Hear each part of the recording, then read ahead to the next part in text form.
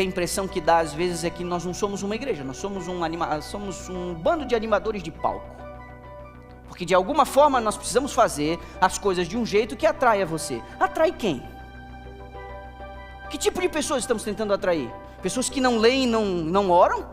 Pessoas que estão afetadas pela indústria do entretenimento, excitadas pelo conteúdo de coisas que elas assistem, ouvem e frequentam? É para essas pessoas que nós estamos produzindo conteúdo? Nós precisamos criar aqui um show de pirotecnia para atrair a atenção de pessoas não santificadas que não leem a Bíblia e não oram? É para essas pessoas que nós produzimos culto? Ou Deus é a nossa plateia, a quem nós adoramos aqui?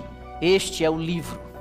Não tem como sobreviver sem comer o pão da vida. Não tem como se defender das artimanhas de Satanás sem o estudo da palavra de Deus.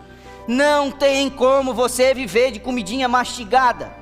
Não tem como você, ao trabalhar, botar ali no YouTube ou no Spotify, ouvir um podcast, ou quem sabe uma série de sermões, seja da Novo Tempo, do pastor X, do pastor Y. Isso é comida mastigada. Tem o seu valor, tem a sua utilidade, mas isso não substitui o fato de você se ajoelhar para pedir sabedoria de Deus e ter o Espírito Santo como teu instrutor, estudando a Bíblia com você e dando a você, sem intermediários, a sabedoria da vida. E o que está em conflito entre o presente século e o século futuro tem que ver com o mundanismo. O que você faz é mundano ou reflete os princípios do reino, do lugar onde você supostamente quer ir morar no século futuro? Você está lidando com alguém muito, mas muito perspicaz, muito astuto, muito inteligente. E esse anjo rebelde que odeia os filhos de Deus, que foi expulso do céu, e no livro do Apocalipse, capítulo 12, diz que ele está cheio de ira, porque ele sabe que tem pouco tempo. Este ser já derrotado no Calvário, já tendo sido a sua morte, o seu final decretado pelo poder e pela justiça de Deus, ele quer levar o máximo de gente com ele para o fogo do inferno. Então ele é muito esperto. Ele não vai tomar uma pessoa e levá-la à beira do precipício e dizer: se joga daqui, é tão bela a vista, se joga daqui. Ele não faria isso. Isso seria muito pouco eficiente dentro da sua astúcia, dentro da sua inteligência. Ele não vai fazer. Ele deseja que você vá para o abismo, mas ele sabe que levar você à beira do precipício e dizer: se joga, isso não vai ser muito, porque o seu sistema de alerta, ele vai acusar: não dá, eu vou me dar mal aqui. Então o que ele faz? Ele não convida você, ele não pode te jogar lá de cima, essa autoridade ele não tem. Satanás não tem o poder de empurrar ninguém à beira do precipício, ninguém. Ele pode confundir, destruir, não. Ele pode seduzir, empurrar, não. Deus pôs um limite. No fundo, uma pessoa que se destrói, ela tomou a decisão para se destruir. Então ele não vai levar você lá e dizer: se joga, e ele também não pode te empurrar. Então o que ele faz? Ele convida você para um passeio, para uma trilha. Ele quer você no abismo. Ele quer você lá embaixo. Como não dá para te jogar lá de cima, então ele pacientemente aguarda você se distrair. Ele aguarda você perder as forças. Ele aguarda você ficar meio confuso com a vista, ou qualquer coisa do tipo. Então ele leva você para um passeio. Vocês começam a descer essa trilha, mas de maneira confortável, nada muito abrupto, sem grandes pulos, sem muitos arranhões, é apenas uma caminhada leve. Você começa a ver as coisas de uma outra perspectiva, e ele começa a levar você para essa trilha. Essa trilha tem vários estágios. O último deles, você se dá conta, está lá, no abismo. Você não precisa descer rolando, você não precisa descer se esborrachando, basta que você desça. Eu quero seguir algumas pistas com você nessa manhã, alguns desses sintomas. O primeiro deles: as pessoas passam a não ler mais a sua Bíblia. Vocês já me viram falando sobre isso. Pesquisas recentes indicam que mesmo entre os adventistas, que um dia foram considerados o povo da Bíblia, uma média de 15 minutos de leitura semanal, isso não resolve a vida espiritual de ninguém. Este é o livro. Não tem como sobreviver sem comer o pão da vida. Não tem como se defender das artimanhas de Satanás sem o estudo da palavra de Deus.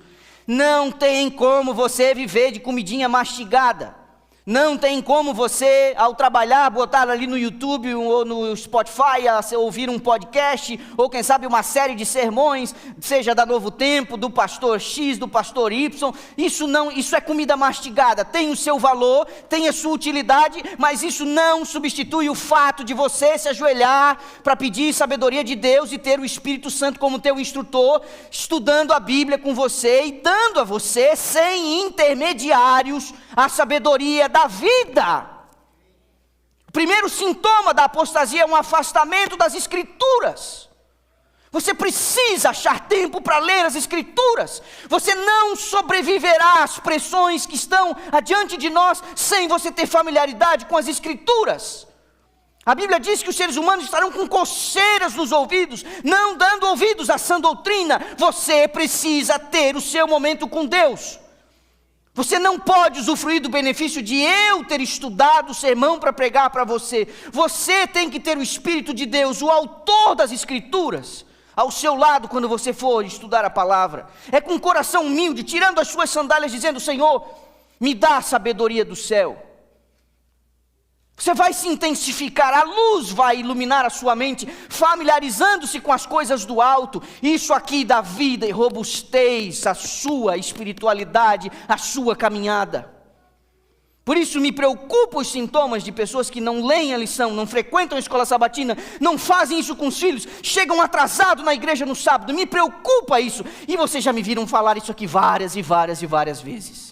Porque nós vamos doutrinando as crianças desde cedo a não chegar cedo, a não estudar, a não vir às 9h30, a não compartilhar com a lição, a não experimentar com outros a troca de insights, de ideias. E a Bíblia, fundamental para a nossa sobrevivência espiritual, tem sido deixada de lado. E muitas vezes a gente se ilude com o fato de passar ouvindo um monte de coisa, um monte de áudio e coisa de comida mastigada. Esse é o primeiro sintoma, está diretamente ligado ao segundo. Você passa a deixar de orar. Você passa a não orar mais. Eu não estou falando daquelas oraçõezinhas, daquelas ladainhas repetitivas, aquela que você faz quando levanta, aquela que você faz quando você vai dormir, ou aquela antes da comida. Aquilo é vã repetição. Aquilo é vã repetição. Ok, vale você reconhecer que você acordou pela vida que Deus te deu, que você pede um bom descanso, mas essa oração é um reconhecimento de que Deus está sustentando você, te dando comida, descanso, uma cama, um novo dia. É um reconhecimento? Tem a sua utilidade? Tem, mas não é a utilidade de manter você em pé espiritualmente. A oração que é feita aqui no sábado pela manhã, ela tem o seu significado, mas essa oração também não vai te resolver. A oração que eu me refiro é a oração pessoal, é a oração do quarto fechado. É a oração que nenhum ouvido curioso vai ouvir as palavras que você está pronunciando, porque até algumas orações você nem deve fazer audivelmente. Tem coisas que você deve falar com Deus, que nem anjos e nem demônios devem ouvir, é você e o governador do universo. Você acessa o trono do Deus Todo-Poderoso, você entrega para Ele os teus mais íntimos sentimentos, aquelas tentações que não foram transformadas em nenhum ato, é apenas a sombra de uma natureza mal regenerada, que vai levando você a sentir determinadas coisas. Esses assuntos você tem que ter com Deus, você precisa falar com Ele. Conversas francas, porta fechada, sem ninguém saber, sem ninguém ouvir. Ali você acessa o braço do Todo-Poderoso. Ali você entrega o nome das pessoas que querem o seu mal, que quando você olha para essas pessoas, você sente até coisas ruins. É ali que essas coisas se equacionam. É ali que Deus coloca você em sintonia com Ele. Essa oração, quando ela é abandonada, é um sintoma de apostasia.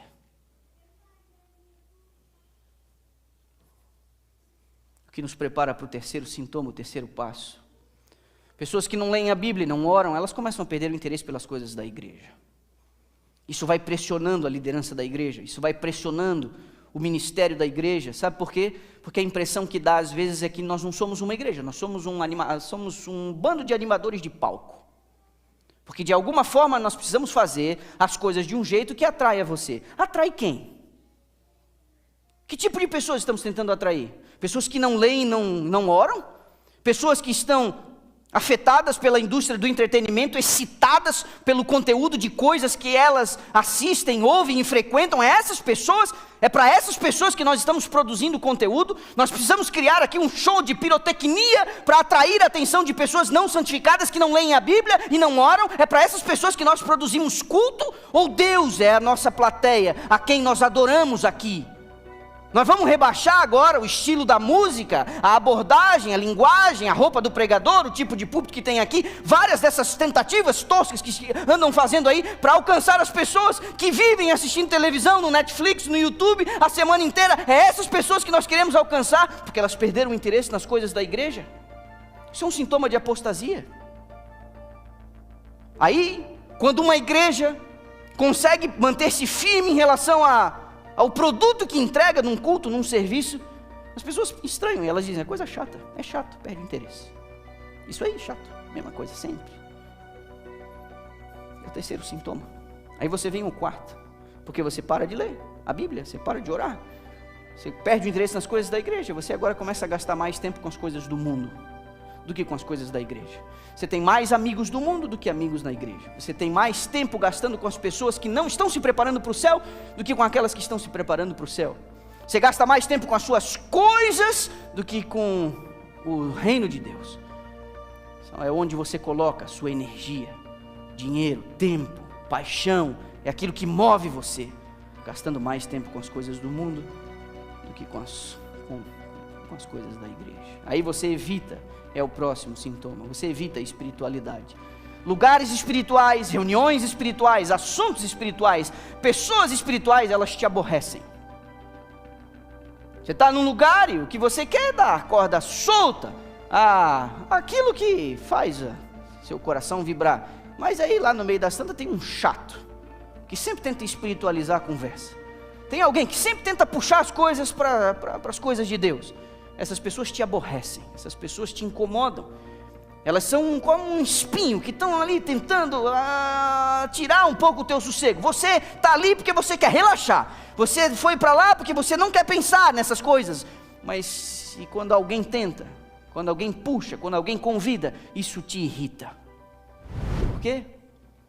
Porque os sintomas e a gravidade da apostasia, ela já tem se alastrado como uma infecção.